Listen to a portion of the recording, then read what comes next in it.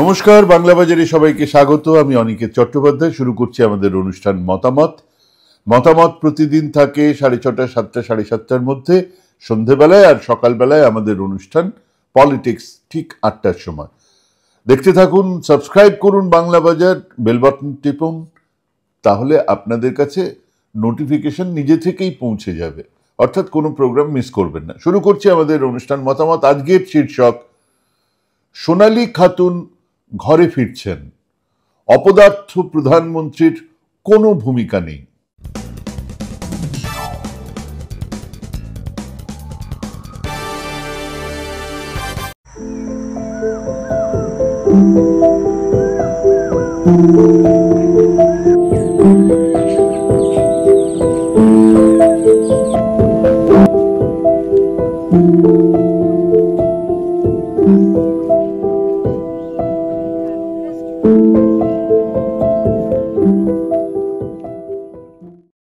শোনা গিয়েছিল বা রটানো হয়েছিল, ইউক্রেন রাশিয়ার যুদ্ধ শুরু হবার পরেই আটকে পড়া ভারতীয় ছাত্রদের বের করে আনার জন্য মোদিজি যুদ্ধ নাকি থামিয়ে দিয়েছিলেন, ওই সেই বিরিঞ্চি বাবার মতো আর কি। তারপর বিশ্বগুরু হলেন, G20-র প্রধান, ওনার উচ্ছ্রেষ্ট ভোগী সাংবাদিকেরা প্রচার করলেন ওনার কথাতেই এবারে পৃথিবী চলবে। এবার সেই G20 সম্মেলনে চীন, রাশিয়া, আমেরিকা কেউ যাননি। উনি গিয়েছিলেন, কিন্তু প্রথম পাতায় খবরও হয়নি। কোয়াড গেছে মায়ের ভোগে। চীন আমেরিকা বাণিজ্য চুক্তি হবার পরেও নিয়ে কেউ ভাবছে না, অন্তত ট্রাম্প সাহেব তো ভাবছেনই না। সাক তো মোদিজিই শেষ করে দিয়েছেন। কিন্তু সেই ওয়ার রুকুয়া দিয়া পপ দেশের একজন নাগরিককে বাংলাদেশ থেকে ফিরিয়ে আনতে এক ফোঁটা তাগিদ দেখালেন না, যে নাগরিককে এই দেশ থেকে ঘাড় ধাক্কা দিয়ে বাংলাদেশে পাঠিয়েছিল তার স্বরাষ্ট্র দপ্তর, পাঠিয়েছিল তার সরকার। কেন দেখালেন না? কারণ তার নাম সোনালী খাতুন। তিনি একজন সংখ্যালঘু মানুষ। এবং আরো লজ্জার কথা যে এই যে আমাদের দেশের এক বৈধ নাগরিককে তারা এক সন্তান সমেত পেটে বাচ্চা নিয়ে ধাক্কা দিয়ে পাঠানো হয়েছিল কাঁটাতার বেড়ার ওপারে, সে নাকি অনুপ্রবেশকারী, ঘুষপেটিয়া বাংলাদেশী। কি করে জানা গেল সে বাংলায় কথা বলে? একবিংশ শতাব্দীর এই আধুনিক বিশ্ব ব্যবস্থায় নাগরিকত্ব বা সিটিজেনশিপ হলো একজন মানুষের অস্তিত্বের সব থেকে বড় আইনি স্বীকৃতি করে তোলা হয়েছে এখানে। কিন্তু যখন রাষ্ট্রযন্ত্রের জটিল সমীকরণ, আমলাতান্ত্রিক দীর্ঘসূত্রিতা, রাজনৈতিক উদ্দেশ্য প্রণোদিত বিভাজন রেখা সেই নাগরিকত্বের অধিকারকেই প্রশ্নবিদ্ধ করে, তাকেই প্রশ্নের কাঠগড়ায় তুলে ধরে, তখন জন্ম নেয় এক ভয়াবহ মানবিক বিপর্যয়। আর সেই ভয়াবহ মানবিক বিপর্যয়ের শিকার সোনালী খাতুন, এক অন্তঃসত্ত্বা মহিলা। পশ্চিমবঙ্গ, বাংলাদেশের সীমান্তবর্তী অঞ্চলগুলোতে এই বিপর্যয় নিত্য নৈমিত্তিক ঘটনায় পরিণত হয়েছে, যেখানে কাঁটাতারের বেড়া কেবল দুটো ভূখণ্ডকে আলাদা করেনি, বরং ছিন্ন ভিন্ন করে দিয়েছে হাজারো মানুষের জীবন জীবিকা।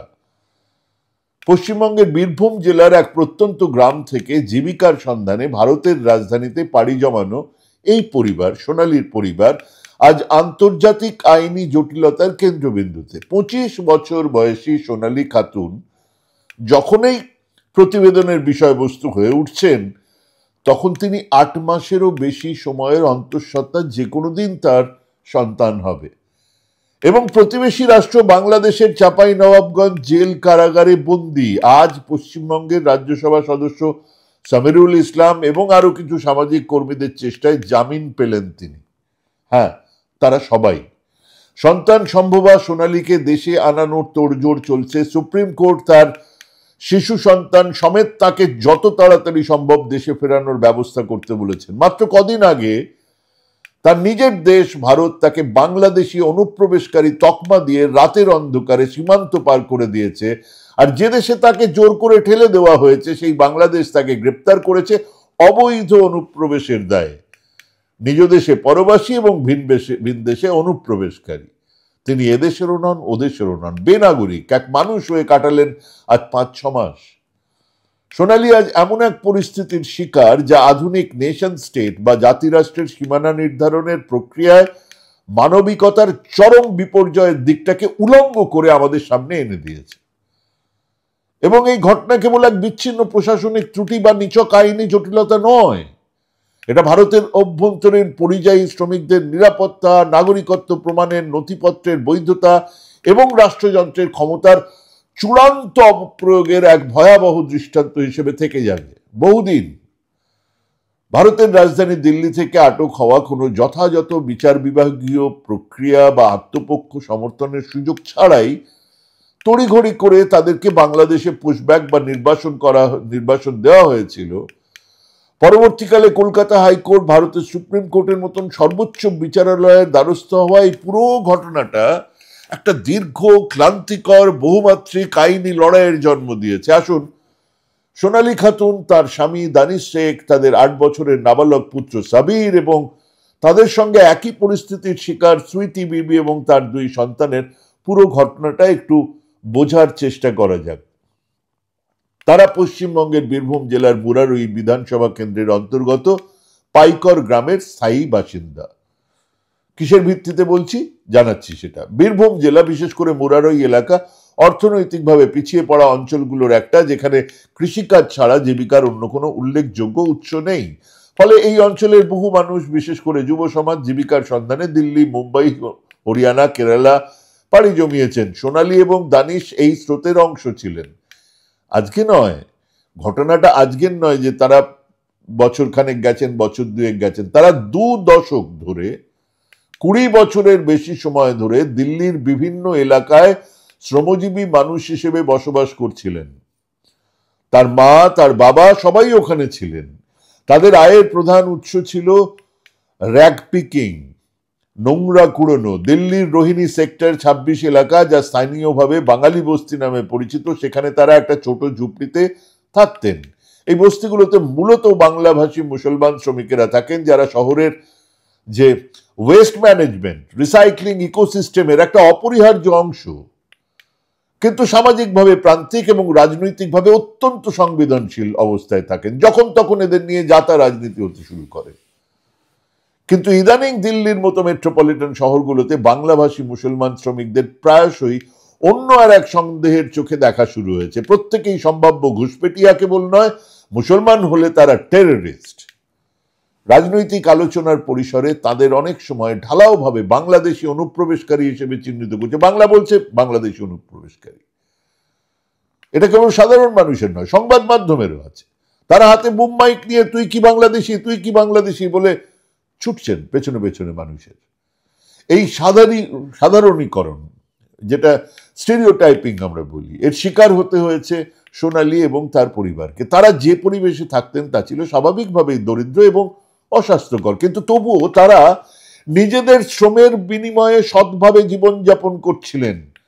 কারোর টাকা মেরে দিয়ে, পয়সা মেরে দিয়ে বিদেশে চলে যাননি। কারোর টাকা মেরে দিয়ে এখানে তাদের সরকারের দাক্ষিণ্যে কোথাও পোর্ট, কোথাও এয়ারপোর্ট কিনে ধন দৌলত বাগাননি। তারা নিজেদের শ্রমের বিনিময়ে সৎভাবে জীবনযাপন করছিলেন। তাদের কাছে ভারতীয় নাগরিকত্বের প্রমাণ হিসেবে আধার কার্ড ছিল, ভোটার আইডি কার্ড ছিল, প্যান কার্ড ছিল, সরকারি নথি ছিল। সোনালীর বাবা ভৌদু শেখ এবং মা জ্যোৎস্না বিবি দিল্লিতে শ্রমিকের কাজ করতেন এক সময়, যা প্রমাণ করে এই পরিবার দীর্ঘকাল ধরে ভারতের অর্থনীতির সঙ্গে, ওই বাওয়াল সবকা সাথ সবকা বিকাশের সঙ্গে যুক্ত। কিন্তু এই দীর্ঘদিনের বসবাস, সরকারি নথিপত্র তাদের নিরাপত্তা দিতে পারল না কেন? ঘটনার সূত্রপাত লোকসভা নির্বাচনের ঠিক পরের সময়, বা বলা ভালো পহেলগাঁওয়ে উগ্রপন্থী হামলার পর থেকে দিল্লির রাজনৈতিক আবহাওয়া উত্তপ্ত হয়ে ওঠে। এই সময় দিল্লির পুলিশ রোহিণীর বিভিন্ন এলাকায়, দিল্লির না সারা ভারতের পুলিশ, যেখানে যেখানে বিজেপি সরকার আছে, তারা বিভিন্ন এলাকায় অনুপ্রবেশকারীদের, অবৈধ অনুপ্রবেশকারীদের চিহ্নিত করার জন্য একটা বিশেষ অভিযান, আইডেন্টিটি ভেরিফিকেশন ড্রাইভ শুরু করেছিল। এই অভিযানের মূল লক্ষ্য ছিল বিদেশি নাগরিকদের শনাক্ত করা, কিন্তু আসলে এটা হয়ে উঠল এক ধরনের উইচ হান্টিং, বাংলায় কথা বলা শ্রমিকদের জন্য এক আতঙ্ক। আমরা এ নিয়ে অনুষ্ঠান করেছিলাম। 18 থেকে 21 জুনের মধ্যে দিল্লি পুলিশের একটা দল রোহিণীর সেই বাঙালি বস্তিতে হানা দেয়। প্রত্যক্ষদর্শীরা জানাচ্ছে পুলিশ মাঝরাতে তারা বস্তিতে প্রবেশ করে এবং সুনির্দিষ্ট কিছু পরিবারকে টার্গেট করে, যারা বাংলায় কথা বলে, তাদেরকে দেখিয়ে দেওয়া হয়। এই অভিযানের সময় সোনালী খাতুন, তার স্বামী দানিশ শেখ, তার 8 বছরের সন্তান সাবির, তাদের প্রতিবেশী সুইটি বিবি, তার 2 সন্তান যাদের বয়স 16 এবং 6, তাদেরকে আটক করা হয়। পুলিশের পক্ষ থেকে অভিযোগ করা হয় যে তারা বাংলাদেশে অনুপ্রবেশকারী এবং তারা বৈধ নথিপত্র ছাড়া ভারতে বসবাস করছেন। সেরকম কাউকে যদি বলা হয় তাহলে কি হবে? সোনালী এবং তার পরিবারের সদস্যরা পুলিশকে তাদের কাছে থাকা Aadhaar card, voter card, PAN card দেখান। তারা বারবার জানান যে তারা পশ্চিমবঙ্গের বীরভূম জেলার বাসিন্দা এবং ভারতীয় নাগরিক। পুলিশ কর্মকর্তারা সেই নথিপত্রগুলোকে কোন রকম যাচাই বাছাই করলেন না, বলে দিলেন এগুলো ভুয়ো, জাল।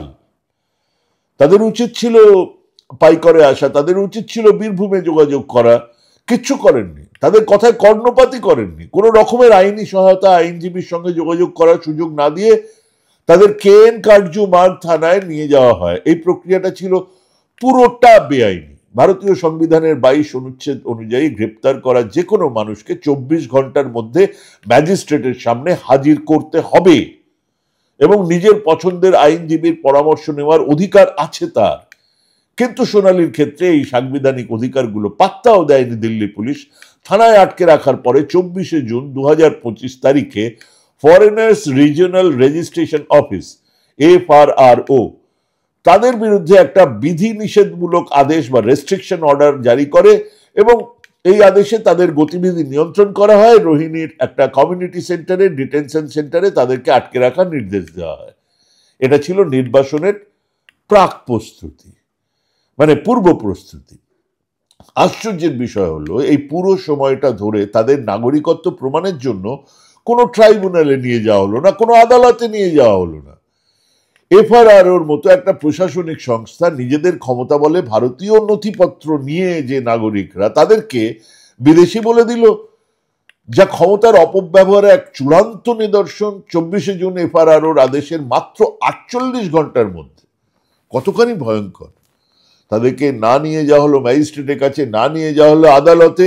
48 ঘন্টার মধ্যে 26শে জুন 2025 সোনালী খাতুন তার সঙ্গীদেরকে দিল্লি থেকে সোজা আসামে নিয়ে চলে যাওয়া হলো ট্রেনে করে। সেখান থেকে বর্ডার সিকিউরিটি ফোর্স তাদের সাহায্যে কুড়িগ্রাম সীমান্ত দিয়ে তাদের জোর করে বাংলাদেশে পুশব্যাক ঠেলে দেওয়া হলো, চলে যাও ওধারে থাকো। এই পুরো প্রক্রিয়াটা অস্বাভাবিক গোপনীয়তা আর দ্রুততার সঙ্গে সেরে ফেলা হলো। কেন সারা হলো? কারণ তারা মুসলমান, কারণ তাদের যাওয়ার জায়গা একটাই, বাংলাদেশ। যার ফলে তাদের পরিবারের অন্য সদস্যরা কোনো মানবাধিকার সংগঠন আইনি হস্তক্ষেপ করার ন্যূনতম সুযোগটুকু পায়নি। আমরা প্রাথমিকভাবে কিছু জানতেও পারি। সোনালীর পরিবারের দাবি অনুযায়ী তাদের মাঝরাতে বা ভোরের অন্ধকারে সীমান্তের ওপারে ঠেলে দেওয়া হয়। সোনালী তখন প্রায় 4 থেকে 5 মাসের অন্তঃসত্ত্বা। শারীরিক এরকম একটা অবস্থায় দীর্ঘ ট্রেন জার্নি করেছেন, তারপরে সীমান্তের সেই দুর্গম পথ পাড়ি দিয়ে অবর্ণনীয় শারীরিক মানসিক নির্যাতন তার সঙ্গে ছিলই। তার উপরে তাদের কাছে কোনো টাকা পয়সা নেই, কাপড় চোপড় নেই, প্রয়োজনীয় ওষুধপত্র কিছু নেই। শুধু পরনের কাপড়টুকু সম্বল করে তারা অচেনা এক দেশে পা রাখতে বাধ্য হন। যারা এই কাজগুলো করলেন তাদেরকে আগামী 1 মাসের জন্য এইভাবে পাঠানো হোক, নরেন্দ্র মোদীকে এইভাবে এক বস্ত্রে ওই সীমান্ত দিয়ে ধাক্কা মেরে পাঠানো হোক বাংলাদেশে। কেন পাঠানো হবে না?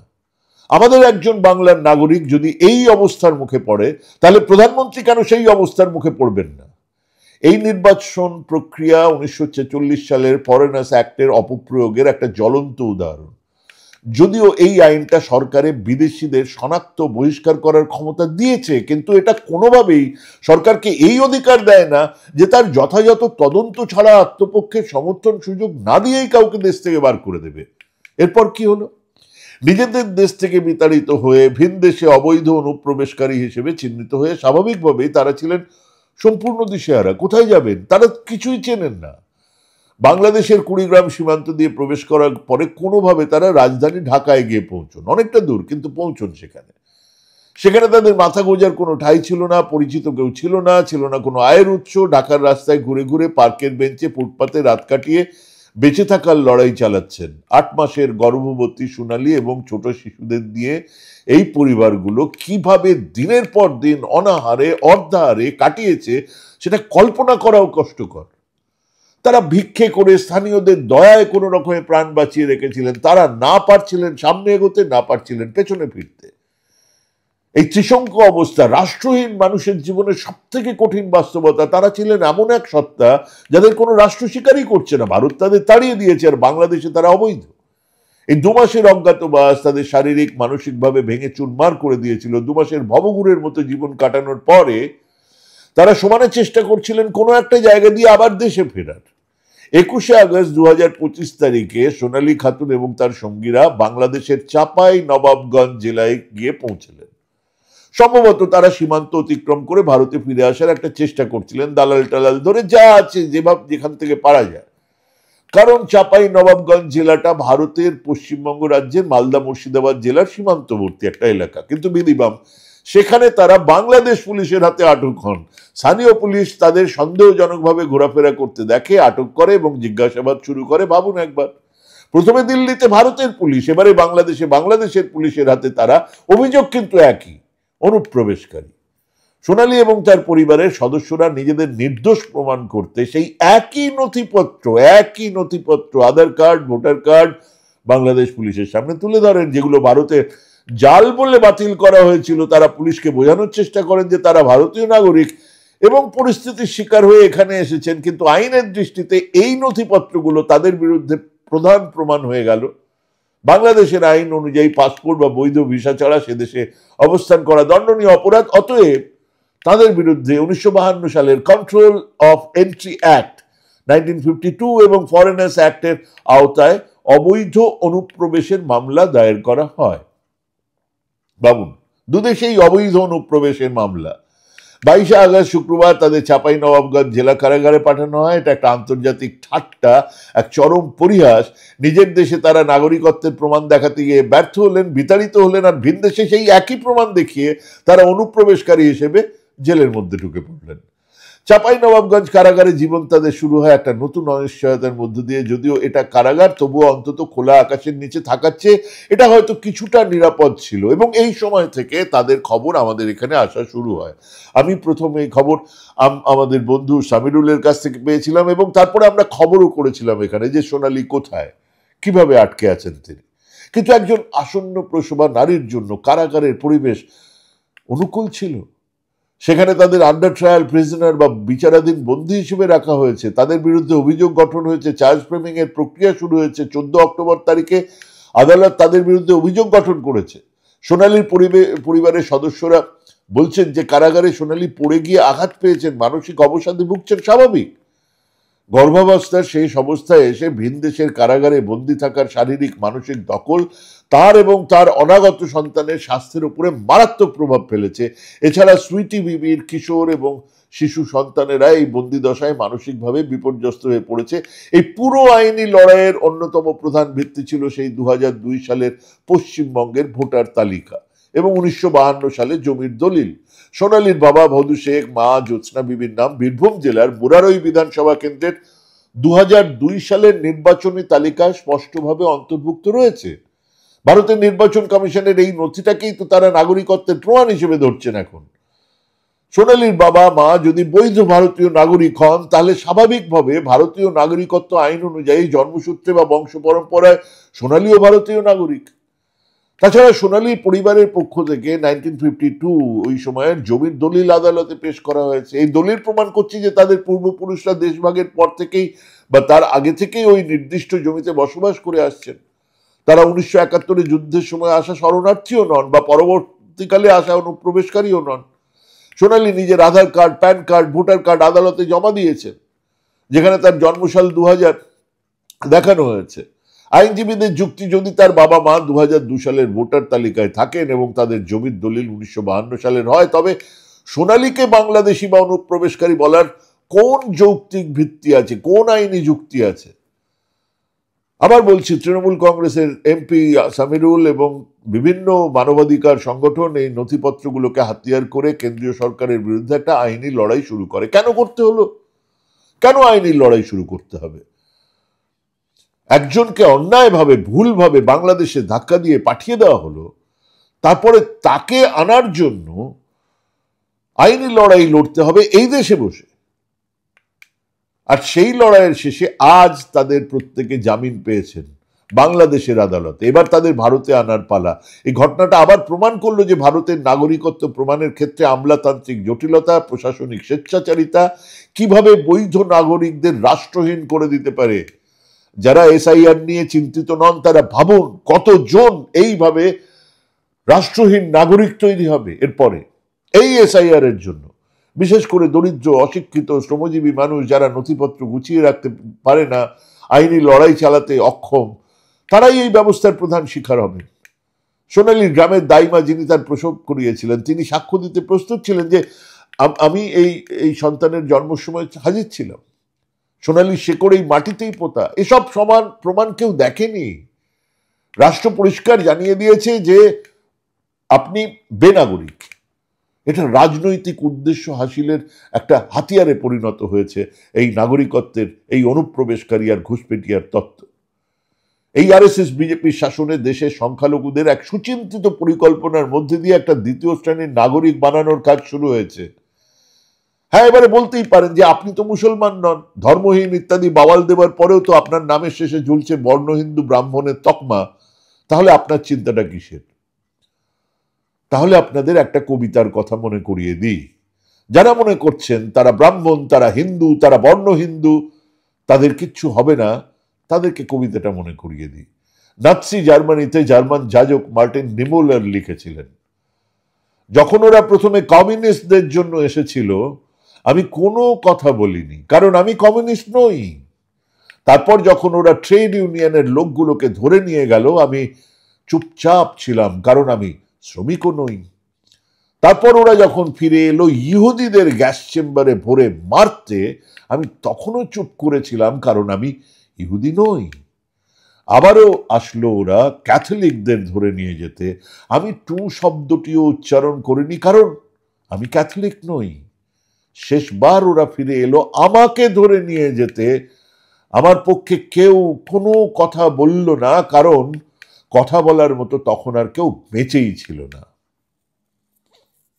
তাই আমি এখনই কথা বলবো। আমার সহনাগরিক এক সংখ্যালঘু মানুষের উপরে অত্যাচার হলে আমি এখনই কথা বলবো, এখনই। ভাবুন, ভাবতে থাকুন কোন জায়গায় এসে পৌঁছচ্ছি আমরা।